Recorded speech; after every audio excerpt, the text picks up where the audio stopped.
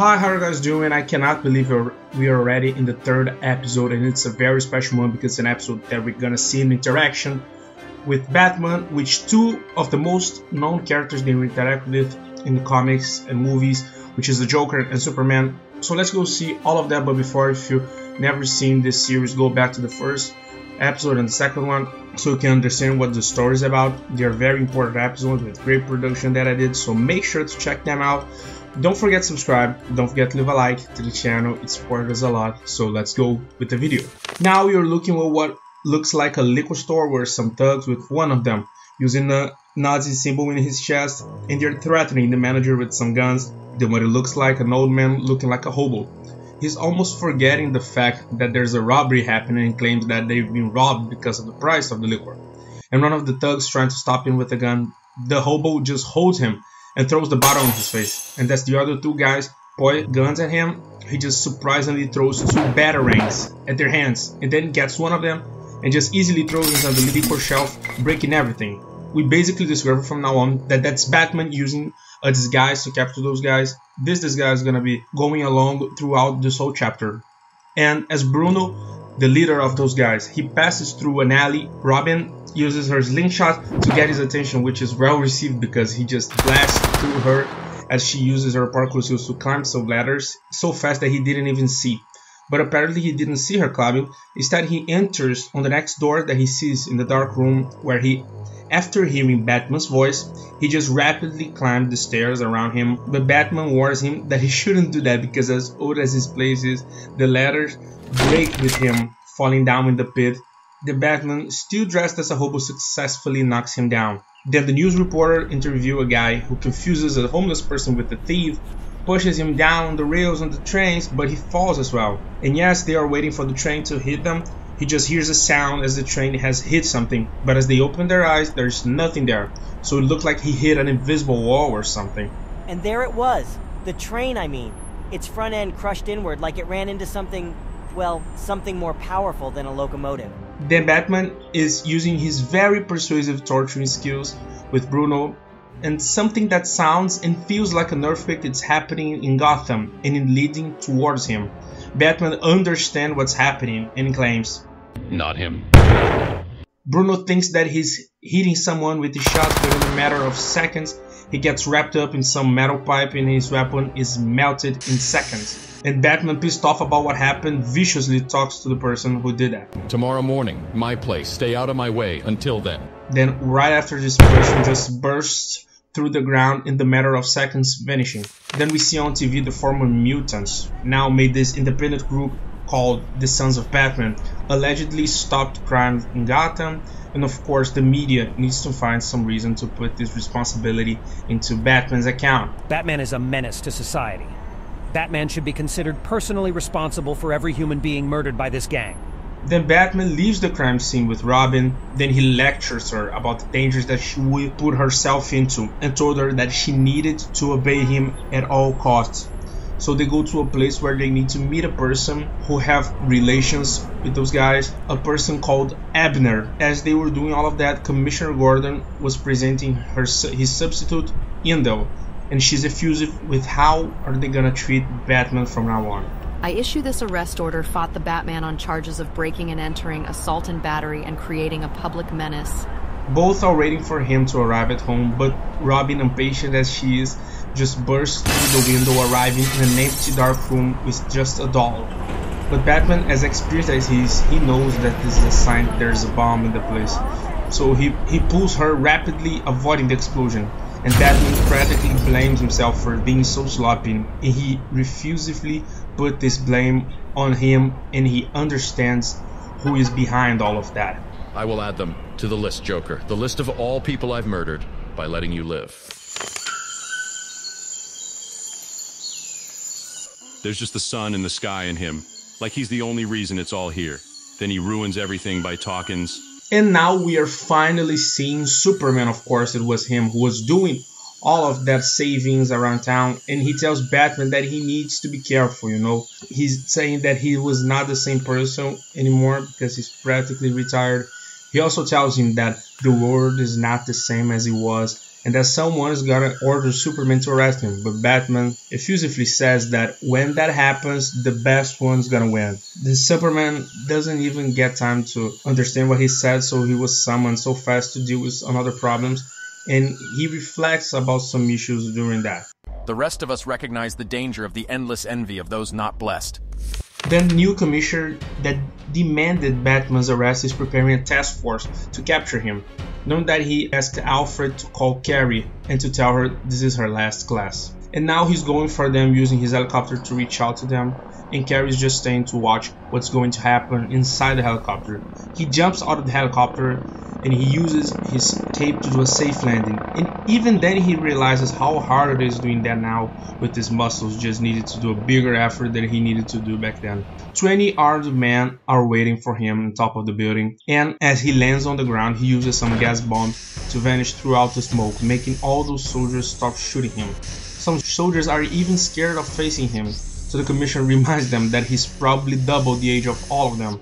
And now one of those squadrons is dissipating the smoke. He rapidly incapacitates all of them using their own weapons to knock them down. It doesn't matter, 3, 4, 5 people at the same time, he just deals with all of them with ease. But as more people approach, it's getting harder and harder for him to keep up the pace.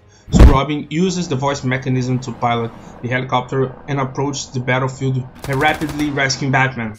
But at the same time as this battle is happening, there's someone who's making his public appearance after years and years of being incarcerated in Arkham. They're now giving him a voice. So we see now that the Joker is going in a talk show to fully present himself again to the people. And yes, it's almost like a direct correlation between the Joker movie that we saw in 2019, where he also went to a talk show. It's kind of related, the correlation between it. And the doctor that was one of the people responsible for the recovery of the Joker even tells us that Batman is the one who caused all this craziness in the Joker's mind. And as the show's going on, he even goes crazy and kisses some lady who is in the sofa with him. And because of his lipstick that he uses, he makes her insane, just like him. Her skin even becomes white. And you should remember that doll that Carrie found in their apartment. Well, she was basically someone who worked with Abner. Her name was Mary. She used herself for the Joker to attack Batman, and now she has a brother called Bobby, who somehow knows how to fly, goes to the TV studio that the Joker is, and uses the same artifact used for him to make that lady insane, but he uses all of those people in the studio, making all of them laugh hardly, just like he does. And because of all of that, hundreds of people who were at the audience died. 206 were slain during the Joker's escape from the David Endocrine show, including the host and doctor Bartholomew Wolper. Now all the police is just collecting all the corpses that the Joker has planted. Then the Joker goes to visit an old friend of him, Selina. You can guess this, but she was the Catwoman, and she works with now a service of luxury prostitutes, and he needs her to make a favor of one of her employees that was gonna work with the senator. Then she goes to talk with the senator and teases him to do some favor. Batman talks with Robin, asking how can she program computers, and she said that the school needed to be worth of something. And as they're talking, Batman captures something in the radio. Dressed in nothing but an American flag, Congressman Mochus beating for a full nuclear strike on Corto, Maltese. We should also say that it's happening throughout the story. There's been an attack that Superman is going to, which is an allusion to the Vietnam attacks of the United States through Vietnam, which is Corto Maltese, which you guys can remember from the Suicide Squad, was a fictional land in Latin America where they have dictatorship government, and now even Superman is there to stop whatever they're doing. So we go back and forth in this thought process of Superman thinking about his past and not even remembering the bad thing that he's doing right now. And after the senator making that claim, he gets pushed out of the balcony and hits the floor, dying instantly. And as the police arrives with the commissioner, she firstly understands that the girl who was with the senator right before he died was working with the agency of Selina Kyle. So she demanded to the lieutenant that just arrived that she needs to be arrested immediately. But something weird happened right after it, because after he arrived, the actual lieutenant arrives to talk with the commissioner. So she fastly demands the police officers to arrest this first self-proclaimed lieutenant. He just beat up all the policemen and goes back to his motorcycle, and of course it was Batman. He already had an information where he needed to look after Then we look now at Superman working for the government in Corto Maltese, beating up their forces as he remembers how they were outlaws in the past, but he also contradicts himself as he's in a self-proclaimed country working for America and just beating up all of those soldiers probably without even questioning his actions. You were the one who lashed. That scary lash of yours. Sure, we are criminals, you said. We have to be criminals. Then Robin and Batman climb out of the window of Selena Sky's apartment, and as they arrive, she's beaten up and tied up dressed like Wonder Woman. And we understood now why the Senator did what he did, because the Joker used his lipstick to hypnotize the woman that hypnotized also the Senator, who's said to say those things.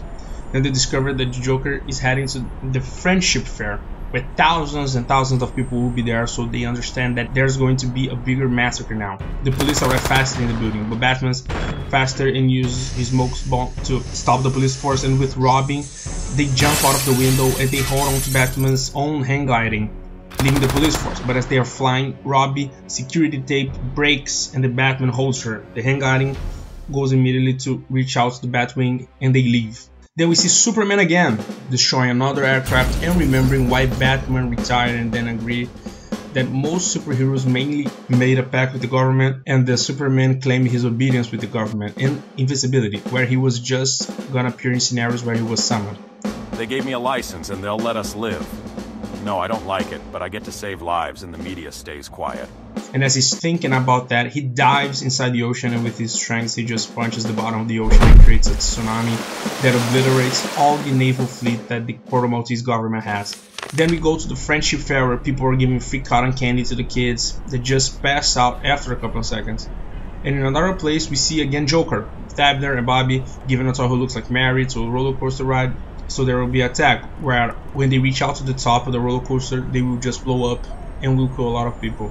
Then Batman arrives and fastly Bobby flies to the direction of Batman and Robin is with their hang gliding. Then he goes to try to blow up the hang gliding with them, but they just jump, and right at where Joker is with Batman, savoring all of his emotions to how he's gonna just annihilate Joker once and for all.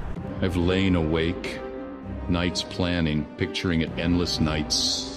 From the beginning, I knew that there's nothing wrong with you that I cannot fix with my hands. Then Joker starts shooting to all of those people trying to hit back on there. Robin easily flees from all of those attacks, and simultaneously he throws some dolls to blow up. But Batman, protecting all of those kids, he just shoots this doll and stopping them from blowing up. Then Joker disappears using his own gas bombs. The Joker tried to use someone as a hostage, but Batman, just like I said, as cold-blooded as ever, throws one batarang that hits him right in his eye. Then he flees to the Mirror's house. In between, we have Robin in the roller coaster cart trying to reach out to the dolls, and Abner trying to stop her from blowing up. Child endangerment is the latest charge against the Batman. He's been cited using a young boy as a shield against police gunfire. And as the Joker arrives in the mirror room, some kids are fleeing, and one of them mocks Joker, saying that Batman's gonna beat him up, and of course Joker's using him as a hostage. But of course Batman slowly breaks the glass behind him and reaches out to Joker to initiate physical combat. He hits him in the face, making him miss this shot. Then Batman tries to hit him again, but he's agile, so he misses one of the points and hits the mirror. And when the Joker finds the perfect spot to shoot him, he just shoots a mirror because of the illusions that they have in this room. Then of course Joker finds again another opportunity to flee. Robin is still on the roller coaster cart with Abner on the other edge shooting, and she smartly waits for him to spend all these bullets on her. That she uses her slingshot after it to hit the doll that blows up in the air. Abner tries to reach off the girl, and he actually did. He gets her by the neck and trying to suffocate her, but in one point of the roller coaster trail he hits his head on the top of the track. Then he falls in the lower part of the track, cold and dead.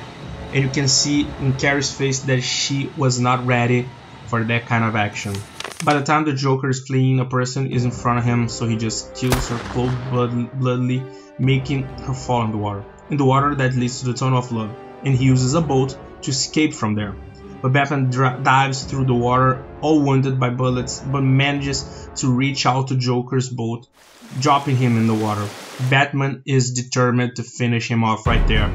The Joker is a little bit faster, so he stabs Batman first. The Batman grabs Joker by the neck trying to break it. But of course he's not stopping, so he hits him a couple of times with his knife. then you just hear a huge crack as he breaks partially Joker's spine. He shocks a lot of people, they're calling him a murderer. The Joker, as insane as he is, he uses his final strength to mock on Batman, as Batman is also fading because of all the injuries that he had. I'm really very disappointed with you, my sweet. The moment was perfect, and you didn't have the nerve. They will kill you for this, and they will never know that you didn't have the nerve. I will see you in hell. And literally with a twist, the Joker breaks his own neck, killing himself with a left.